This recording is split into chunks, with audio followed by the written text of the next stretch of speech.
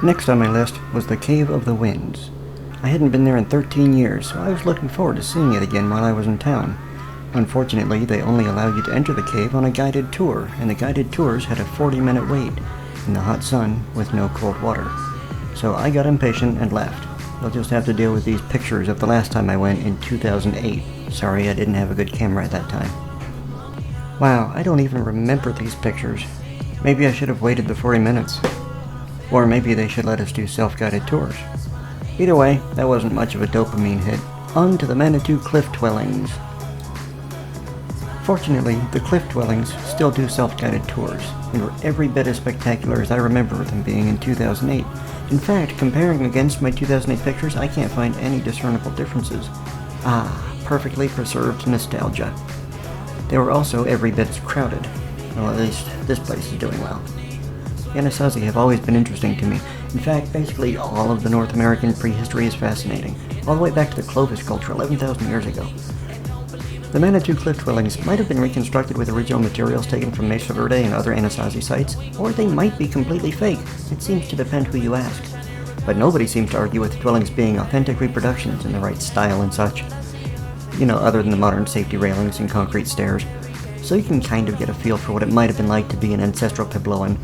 One thing is for sure, they were either tiny or flexible. These doors are way too small for a modern American adult to use. I took a few hundred other pictures too, but this isn't actually a travel channel. I'm trying to make this a political commentary channel, so bear with me on my digressions. Moving on.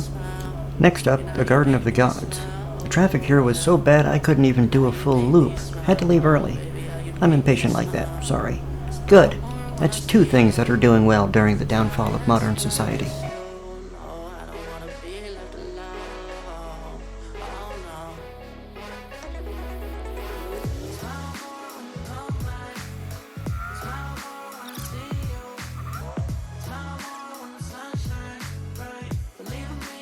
Is that why you were here?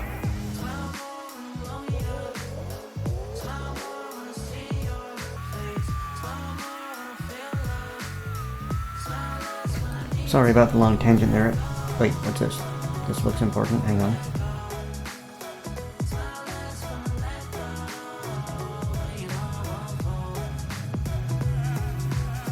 Oh, sorry about the long tangent there. Some places are just so beautiful you have to stop and enjoy them for a moment. Know what I mean? What was I talking about again? Oh, right. The dying empire. Good news. It's coming up.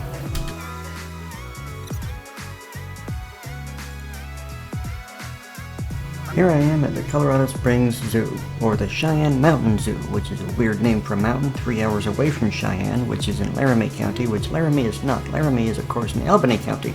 Not the one in New York, that's a different Albany County. Point is, here I am at the zoo. And lo and behold, they wouldn't let me in. Yes, they're open. They just wouldn't let me in. Apparently you have to buy your tickets online now. Something about scheduling, managing the number of people in the zoo at any given time, at least during peak hours. Look, I understand when you're at peak hours, but you're not exactly packed here. So if you claim you require advance tickets to handle the load at peak hours, but you aren't at peak hours, and you aren't too busy, and you have people trying to give you their money, why not let them in? Is there such a thing as a pirate zoo? Because this is how you create a market for a pirate zoo. Well, I'm not about to read and agree to a terms of service just to look at a giraffe, let alone wait for an opening, so I guess I'm out of luck here too. Next up, Seven Falls. It's a beautiful compound waterfall consisting of more than a half-dozen sub-waterfalls and... Wait, what's going on up there? Uh-oh, a car. Time to go to work. You, over there, to your right, to your right. Yeah, come on, over to the right, come on. Now stop here right in the middle of the intersection.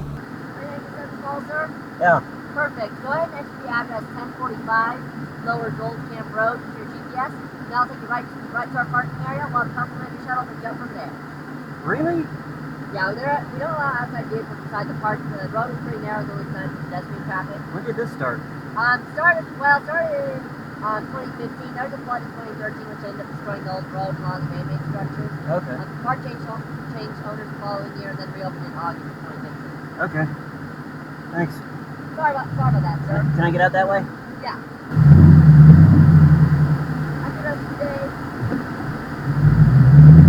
What the hell? Everything that I know is wrong. Everything you know is wrong. Black is white, up is down, and short is long. Okay, so they got at least 3 extra staff to tell me to drive 15 minutes away from here and wait for a shuttle to drive me 15 minutes back here because the road is damaged, it's too small to fit a car on, so they're going to drive me on a big shuttle on it instead. Huh? Seven Falls was a bust, so let's try Helen Hunt Falls. Yep, this one worked out pretty well. But there's a lot of hiking and climbing, which I'm not into, and I was out of water, so I didn't go very far. Here's what I got.